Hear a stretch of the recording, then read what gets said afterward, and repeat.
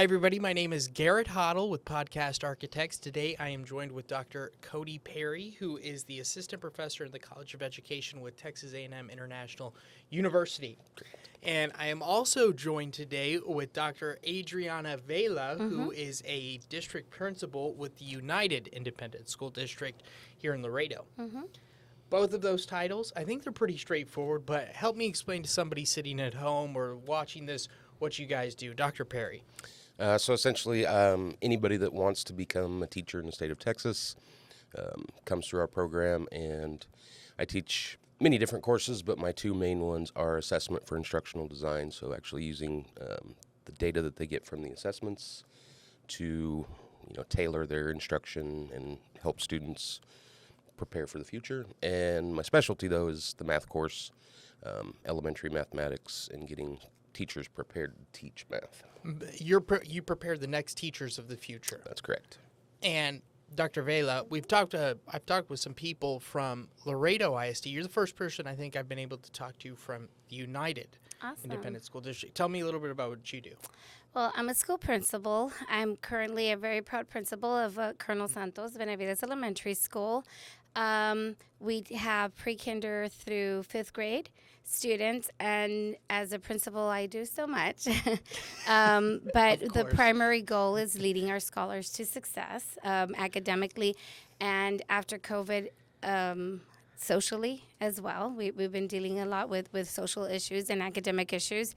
And as part of my, as a principal, I welcome student teachers all the time from TAMIU. I like to prepare them for the future, not just for my campus, but for the campus at UISD, to prepare them for the real, for the real world of teaching in today's society, especially along the border.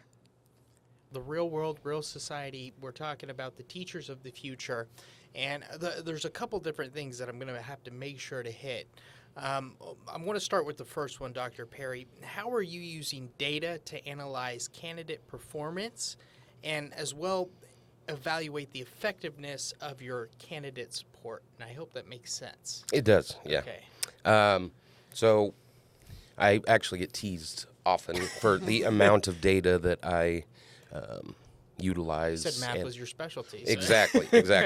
Of course, it's not only quantitative, the numbers. We also have qualitative data that we use. Sure.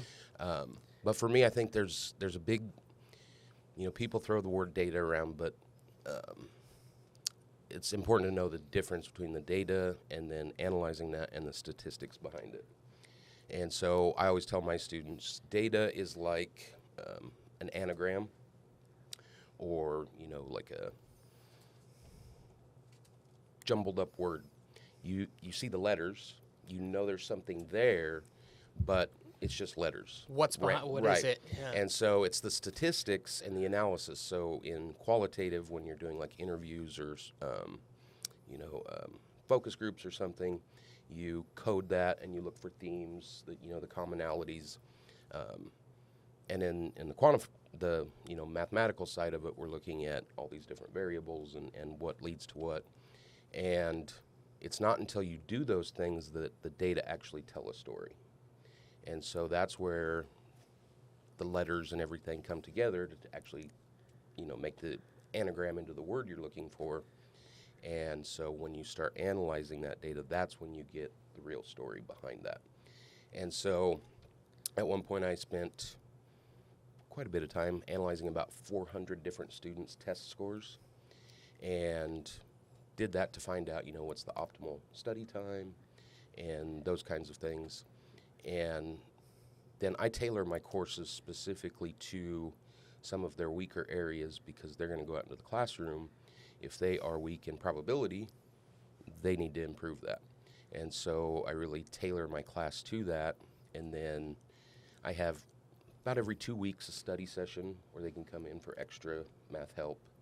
And then I usually have 1 or 2 students that are really struggling that come to me for extra help, and I do a deep dive into their data. And like I just had one that passed her state exam last week, and the previous semester I had a student, when she started, she was at 40% correct, worked with her over that semester, and she actually got a perfect score on her state. Of course, it's them doing all the work. I just give them the tools to get there, and show them how math is really about learning from your mistakes. Well, that sounds fascinating. Also, the metaphor you used about like how it's like an anagram, studying both at a huge level, 400 people, and finding the story. What is the data telling me here? But also, you're doing it on a specific level. Exactly. Hey, what's happening with you here? Evaluating data, evaluating people. Dr. Vela, kind of on that point, I want to turn to you. How does your district establish and reaffirm inter-rater reliability among all certified evaluators? Well, there's a huge process to follow, and of course, I'm going to delve into what we do at our campus. Help me out. I'd love to hear it. For sure. We have a program in Texas called TPES that we have to follow. We get certified in it as administrators as far as evaluating teachers and how they are performing in the classroom. Data is a big part of it. We do the data, I think, drives us and what we're supposed to be seeing the teachers hitting. There's domains that you have to follow, and under the domains there's dimensions, like specific dimensions of how the teachers should be teaching. And as a principal, and I can tell you, I've been very lucky and very blessed that I've been in the same campus for, I guess, 17 years as an administrator. Now I'm the principal. I used to be an assistant principal there. So I really know my school community. I really know my teachers. Last year was the year we just came back from COVID and learning online, and our school did extremely well, academically speaking, in 3rd, 4th, and 5th, in reading, math, and science in 5th grade. And we were actually the #1 performing school with the same demographics in the state of Texas. That's incredible. We were at a 98% passing, and the school next to us was actually at a 94. You're talking about Austin, Dallas, Houston, different places, and so we're doing. And I'm not saying it because of our campus, but I'm saying it because of our district. We have extremely good leadership, and UISD in itself, I think, is one of the top 5 producing districts in the state. And oftentimes I get calls from different cities. What are you doing? You know, what's going on in your campus? Especially because we are along the South Texas border. And I have but one answer. And it's the expectations are the same. The expectations are the same for my students. It doesn't matter if the goal of all bilingual education is English. So in talking about inter-rater reliability, I think it's a culture that I have established in my campus of knowing the data, but not only knowing the data, making sure that I teach my teachers how to see the data in a simplistic fashion that is honed in to just results, like knowing exactly what we have to do. And it needs to be grade level specific, and then from there it goes to teacher specific. However, because I think we're such a well-oiled machine, all of my teachers are teaching what they're supposed to because we're following our TPES, which is that's how we make sure that everybody is doing what they're supposed to. My teachers can tell you one of the things that we do, or that I do, is every week I'll focus on 2 dimensions on the TPES. So if we're doing achieving expectations, I tell them, this is what we need to see. These are examples of what I need to see in the classroom. These are examples of what I need to see the students answering, or the regurgitation of what they're learning, and not just at one level, but how are we going to push it to that higher level. All of my 1st grade teachers know exactly what needs to be learned, that week, and they're so proud of teaching us like at that higher level, and having the students go at that higher level of learning. And as far as my assistant principals and myself in my campus, is that culture of, at the beginning of the year, we go together and then we look at teachers. We look at a rubric that we have to follow in TPES. We come back together and then we have a discussion, pretty much like we're having now. How did you rate that teacher and why? How did you rate that teacher? And then I'll tell them, and it's gotten, it's been steps to get there, but I think we're all in tandem, and like we move around in the same level. So our teachers know exactly what I want to see, what my assistant principals want to see, and they deliver, and the students all but benefit from that. Yeah, kind of like what you started off saying, expectations are the same. Expectations are the same. And I mean, those stories of school success, I think you were kind of hesitant. You said, I don't want to be boastful. People need to hear those. That's incredible, the success that you guys have had. And it sounds like data plays such an important role in what both of you guys do. I have another question here for you, Dr. Perry. What is the scope and sequence of inquiry cycles to gauge candidate performance? So, I mean, when a lot, we use the T-tests, which is the framework for what they'll eventually do in there. And so I really try to incorporate, like just yesterday in class, I do my final words of wisdom, which is all the things that I wish they would have told me while I was in school to become a teacher, because I taught middle school, I taught 4th and 5th grade. I was a sub, and my very first sub job was in kindergarten, so I've kind of been, there. And so when they go out into the field and they're working out there, one of my biggest things for them, and I usually incorporate this into the assessment class, because we know that new teachers often struggle with classroom management.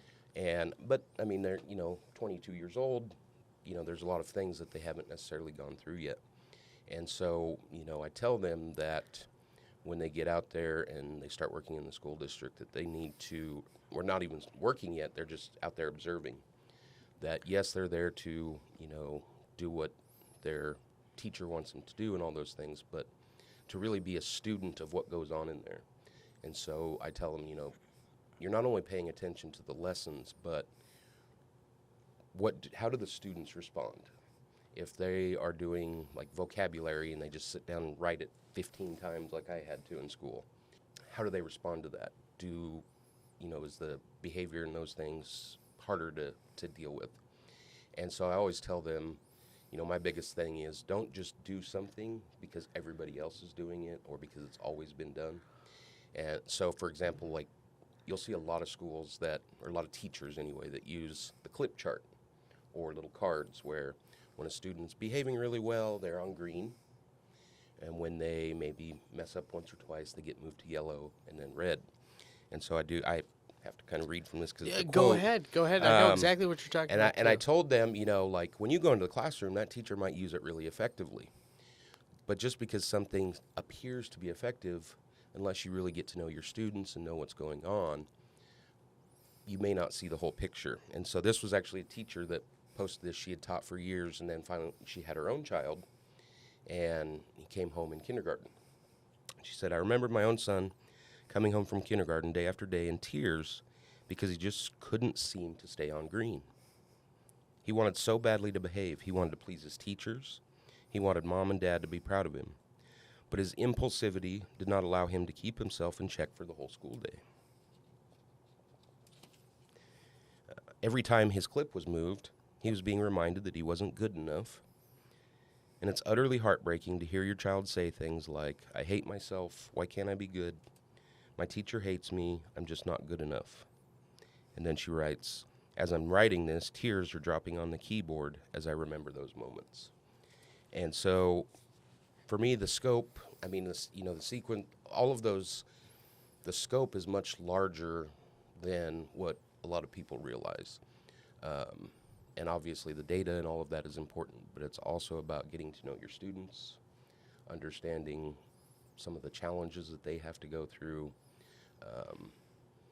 and, tailoring your classroom for those kids. That's really in-depth, especially that's something that you would include and say, like you were mentioning, your final words of wisdom. Yep. Wow. I have one question here for you that I also have to hit. In your specific role within the educator preparation program, how do you use teacher candidates' data for program planning and impact? So we talk In my assessment class, we talk a lot about different theorists and the potential application of those theorists. So, for one of the big ones that they get really pumped up about is Howard Gardner and theory of multiple intelligences. And essentially, it's this idea that we all have these different talents and things like that. But I share with them his own words that it was never meant as learning styles. It's more of the way that we would express ourselves. And so, from the actual research data, like from him, to try and show that it's not necessarily you have to teach 8 different ways. It's that sometimes a student might feel more comfortable doing a podcast as part of their assessment to show what they learned rather than always doing an essay or something like that. And of course, in math, I use all that data from their pre-test when we have them coming in, and I use as many real-world examples as possible. For instance, very few people understand, like they know the Pythagorean theorem, they can write it out, they can even maybe solve some questions, but the minute you ask them, well, when would you use this, and why do we use it? It's blank. And so, I use that to, I know that because of looking at that data, and so then I show them the proof using 3 squares, and you put the 3 squares together, and in the middle there's a nice right triangle. And then I show them how, if you're doing construction, you don't even know if your square is truly square. The only way to make sure a corner is actually square is to do it mathematically with the Pythagorean theorem. So I try to give them all that real world stuff, because the biggest thing for me, or one of the biggest things, is they're going to ask that question. Their students are going to ask, well, when am I ever going to use this? We've all asked that at some point in math. And it's hard to come up with it on the fly, but if you know it ahead of time, and if they can see a real world application, they're going to be more likely to pay a little more attention. But then I just had the student that took her state exam last week. I started really breaking it down, and I looked at, how many questions she needed. She only needed 5 more questions to pass. And one competency, she had missed 6 questions.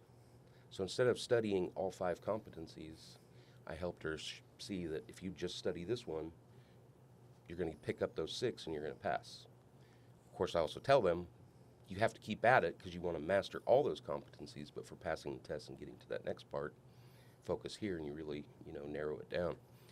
And then even like this week, it's finals week, I share data with them about cramming versus spaced practice and study.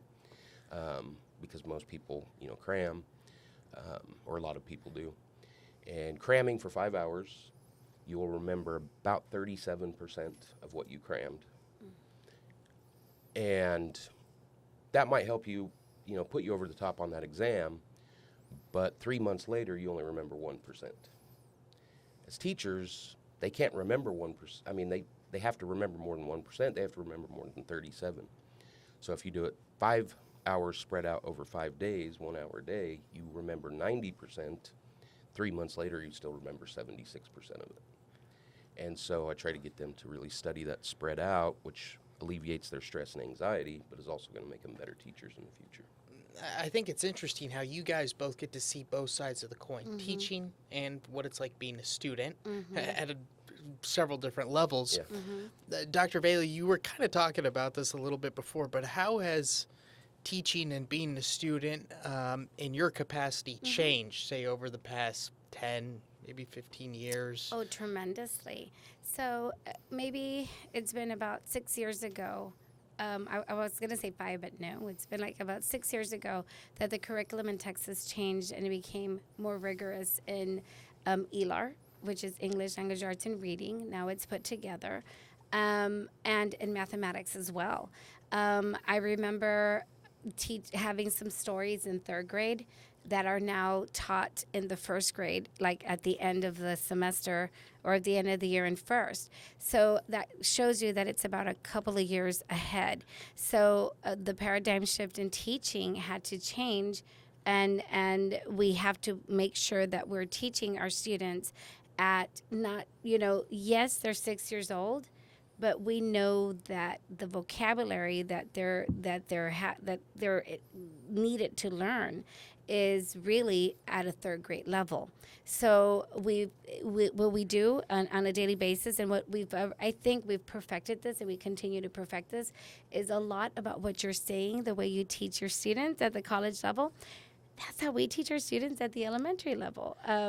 And that's how I teach the teachers to decipher the data so that they can meet the needs of our students. So if we have a benchmark and we have a TEKS that we see the trend, as a first grade level that they are missing. And I started with vocabulary because that's big. That's one of the biggest problems that we have. But I like to call it also one of our biggest assets, because a lot of our students are multilingual, not just, Spanish to English, but we have students from Laredo is changing, so we have students from everywhere, and we use that to our advantage to catapult our English vocabulary to another level, having all this background knowledge, prior knowledge, and we teach our students that way, and we teach our student teachers to teach that way, and that's why I love embracing them and having them in my campus, because we really do. I take a lot of pride in teaching them the way I would want them to teach at Colonel Santos if I were to be hiring them. And most of the principals are my friends and my colleagues, so I take a lot of pride in telling them, the student teacher was amazing. If you have an opportunity, give her a call. And it goes back to, having higher expectations for the students, not just the expectations, but higher, because every year the expectations of the state are getting higher. We need to prepare them for middle school. We need to prepare them for high school, and evidently, to go to college. And that has tremendously changed. When COVID came and interrupted our learning, it was very difficult. And I've never said this out loud. This is the first time I'm going to say this out loud. The state's expectations of learning did not change. But the way our children came back tremendously changed. I'm going to tell you that last year was the first time we got our students back after being home for a year and a half. And they were sitting down in their desks. They didn't even know how to sit down properly. They were taking off their shoes. They couldn't even, they're coming from beautiful families. It has absolutely nothing to do with their home environment. It has to do with a lot of our parents having to work from home and having to grapple with them having to learn how to work from home, and having a child that's also learning from home, and, not being able to do both because you can't. It's very difficult. And teaching, retraining a 5-year-old, 6-year-old, 7-year-old, 8-year-old's brain that, no, we don't take off our shoes when we're learning. We do that at home, but not in the classroom. And I'm going to tell you that it took about a month or two to be able to get them to a level of independence where they are sitting on their desk, they can take out their pencils, they have 2 pencils, they can open their book to page 20 and have their paper ready or their Chromebook ready to work. It took a very long time. And they would cry. Like, it used to be only pre-kindergartners and kindergarten. And this is me that has been there for years and has been in education for many years, awed by what I was seeing. And hoping, I really want to write a book about this, of how much being educated at home was very detrimental to the social aspect of our students. There are some students that are still learning from home, and they're wonderful, but it takes a lot of hands-on from the parents to be able to teach them that structure. And sometimes we can't. I had to work from home too, and I had to manage that myself. So we've come a very long way. I know that I can tell you right now that we've closed the gaps in learning for our students. They're back to where they need to be. But come back this year, and with my kindergartners, my pre-kinder students, and even some of my first grade students who didn't go to kindergarten because it's not mandated by the state. So a lot of the parents didn't bring them until first. We had to go through this all over again, with a big, especially most of my kinder students. But I can tell you, looking at the data, I only have 3 students who haven't met their mark from 150 students. Mm-hmm. So I'm very proud of them. But it's taken a lot of work. But the demands of the state, the TEKS, are the same. The expectations are the same. No matter what elementary school in Texas you are, I take my job with a lot of pride, and I need to teach my kids what every student in Texas is learning. And so we had to be doing this in tandem, like the behavior. When he was talking about, I came up with a new method for that green, for having a student earn that green mark that he was talking about. It's like we need to talk after this, probably all day. But I learned to do an AM and a PM behavior chart so that they can feel some sort of we all need to feel like we accomplished something. Mm-hmm. So when they can't reach it in the morning, you still have the afternoon. It's worked like a charm, and our kids are doing amazing. So you just have to just change your way of thinking and how you're going to implement this behavior plans. But again, it's spiraling everything they should have learned the year before and doing it at the same time with everything they need to learn this year and what they need to learn next year. And I think at Colonel, we've been able to manage our time to do that. And our poor babies, they don't have a minute rest until they have recess. You kind of answered the last one of the last topics that I wanted to get into there, but you mentioned it with COVID. We lost that year, whether you were a teacher or a student at the university level Mm-hmm. or at an elementary school. Mm-hmm. And both of you guys look at data Mm-hmm. on a bunch of different levels. Is there anything today that maybe stands out to you at some of the data you're looking at both of your capacities? And I know you kind of mentioned some of it there, Dr. Vela. Dr. Perry, I know that's kind of a broad question as well. Well, it's actually one of my honor students did a research project that her and I will be finishing up this summer, and she actually spoke with some of our faculty about some of the things, and the things that just really stand out to me are some of those interpersonal communication types of things that people struggle with,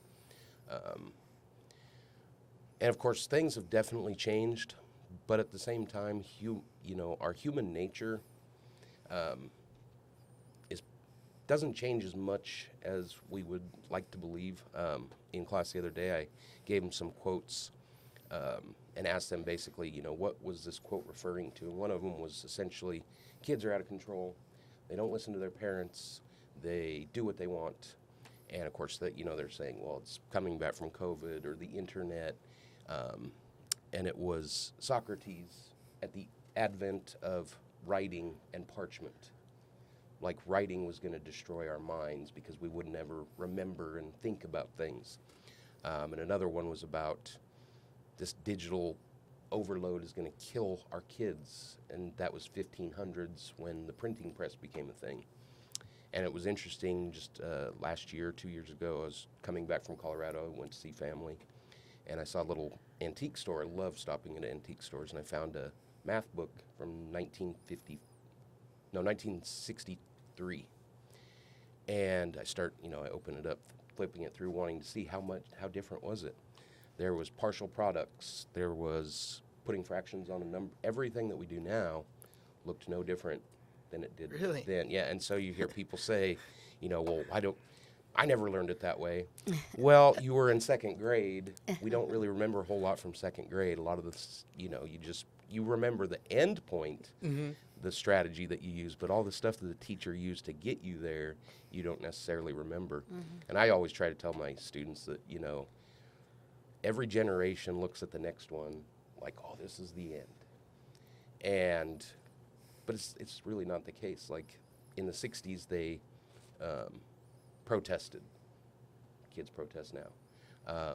And with the data and trying to use those real world connections, somebody just mentioned the other day that their grandma grandpa, somebody said something along the lines of teens are out of control. They're just out there doing whatever they want.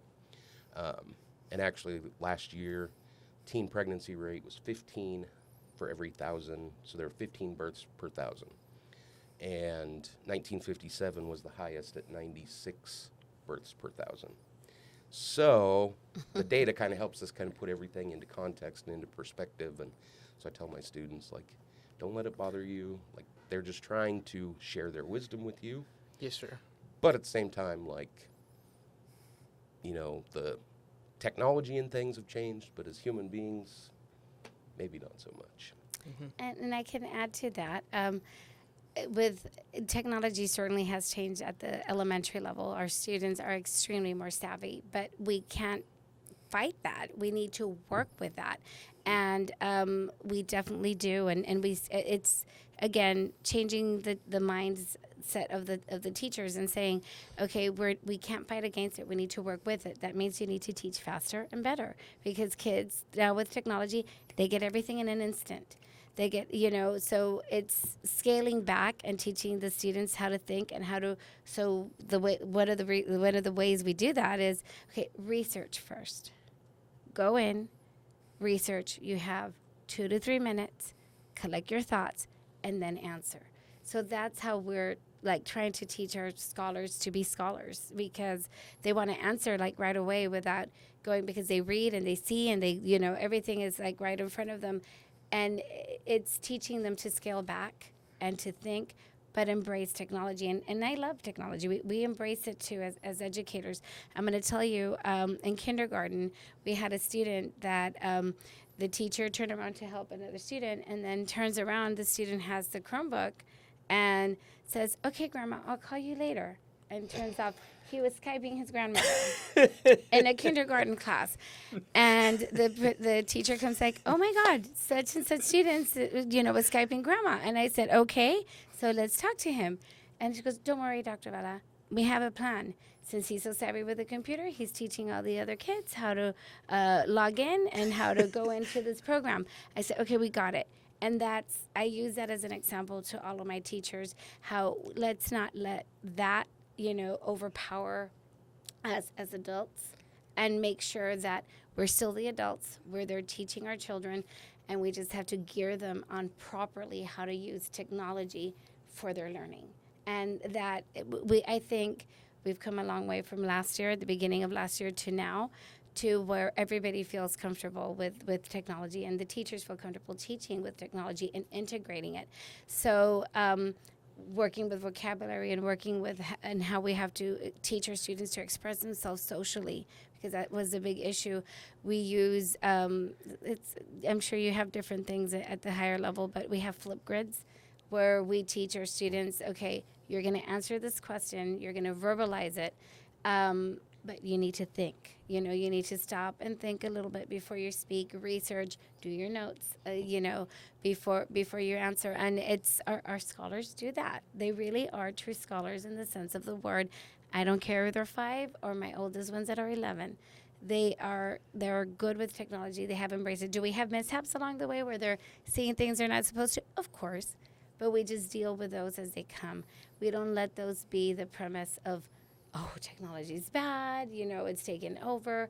We can't do that, because we need to embrace it, and we need to work with them, because when I tell my parents, when they complain, yes, we do teach them how to hold a pencil. Yes, they do learn how to write, because we do have to methodically plan how we're going to teach everything. But at the end of the day, an SAT, ACT, which you don't need that for college, I think, coming up in 2024.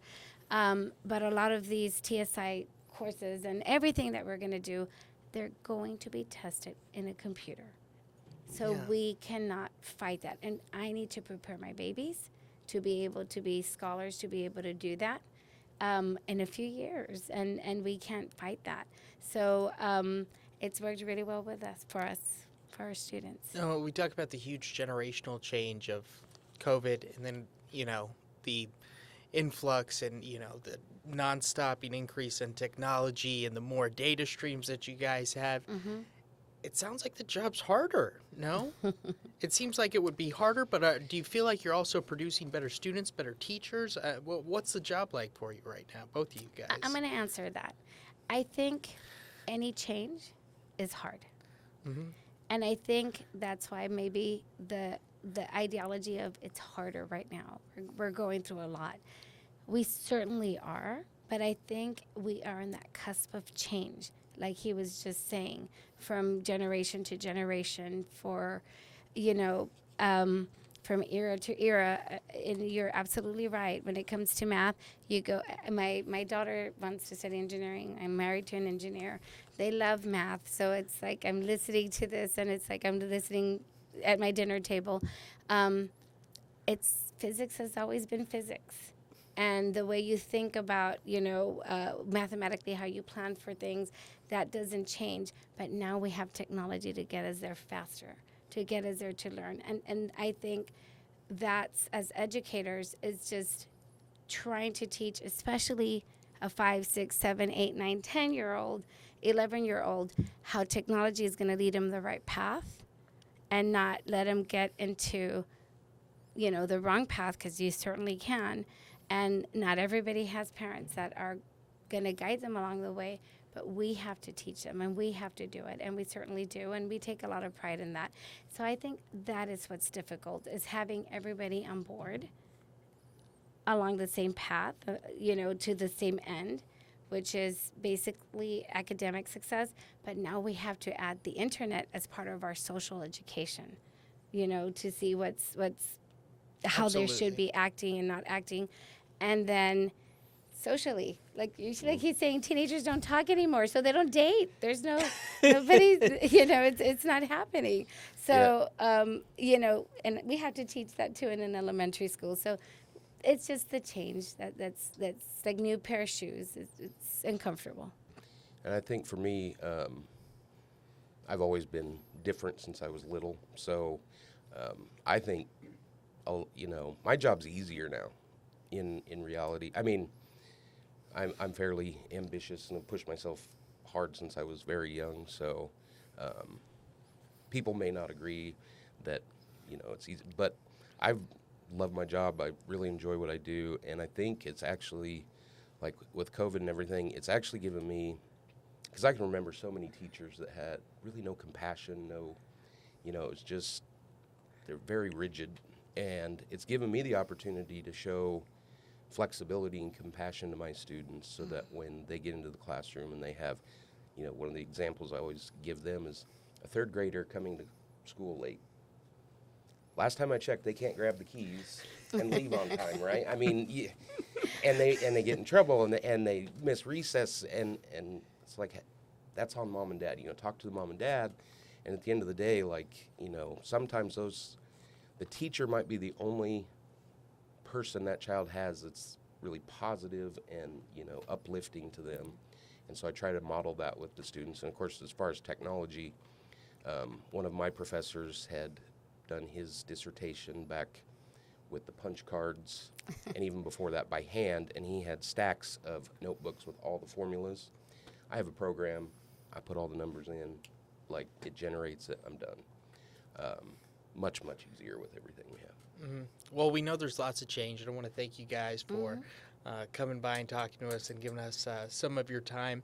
If anybody at home wants more information on what either Dr. Perry, Dr. Vela does, or more information in general on becoming a teacher, just visit our links included on the website. And with that, I'm Garrett Hoddle with Podcast Architects. Thank you.